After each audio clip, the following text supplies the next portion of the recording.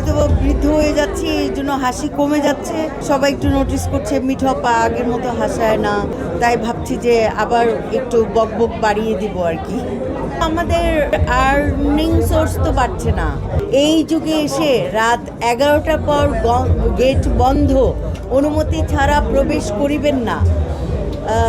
তাহলে আচ্ছা, না হয় যারা ফ্ল্যাটের মালিক তারা ঢুকতে পারলো না, তো ডাকাত, চোর ডাকাত, সন্ত্রাসী তারা কিভাবে ঢোকে? ব্যাচেলার পয়েন্ট তো দীর্ঘ 8 বছর ধরে চলছে।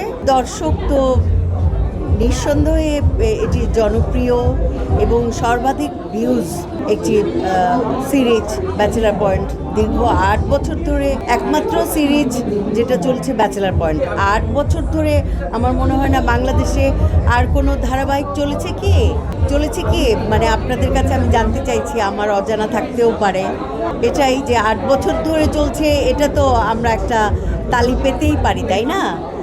পরিচালক এটার জন্য নিঃসন্দেহে অনেক কষ্ট করেছেন, শিল্পীরা অনেক কষ্ট করছি।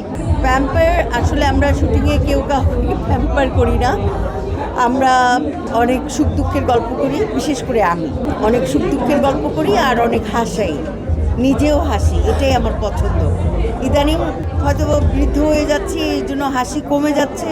সবাই একটু নোটিস করছে মিঠপা আগের মতো হাসায় না, আগের মতো বকবক করে না পাগলের মতো, তাই ভাবছি যে আবার একটু বকবক বাড়িয়ে দিব আর কি। এই বিষয়গুলো তো বাংলাদেশের জন্য অতি সংবেদনশীল একটা বিষয়। বাংলাদেশের আমরা যারা ভাড়াটিয়া, আমি নিজেও একজন ভাড়াটিয়া, তো প্রতি বছর বাড়ি ভাড়া বাড়ানো হয়, কিন্তু মেনটেনেন্স কিন্তু আমাদের করতে হয়। আমাদের 8,000 10,000 সার্ভিস চার্জ দিতে হয়। আমাদের দেখা যায় যে ম্যাক্সিমাম বাসায় গ্যাস নেই, সিলিন্ডার ইউজ করতে হয়, সেটাও নিজেদের দায়িত্বে, কিন্তু প্রতি বছর ভাড়া বেড়ে যায়। কিন্তু প্রতি বছর তো আমাদের আর্নিং সোর্স তো বাড়ছে না। আর যারা সরকারি চাকরিজীবী তাদের কথা ভাবুন যে তাদের কি অবস্থা। আর এখন 2026 এই যুগে এসে রাত 11টার পর গেট বন্ধ, অনুমতি ছাড়া প্রবেশ করিবেন না।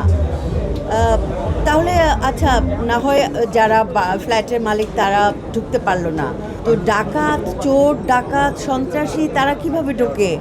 তখন মানে এইসব নিয়মকানুনগুলো কোথায় থাকে? তো আমি বাড়িওয়ালা যারা আছে তাদেরকে বলবো যে প্লিজ একটু মানবিক হন, মানুষের প্রতি একটু সহনশীল হন, আমাদের ভাড়াটিয়াদের প্রতি একটু সহনশীল হন প্লিজ।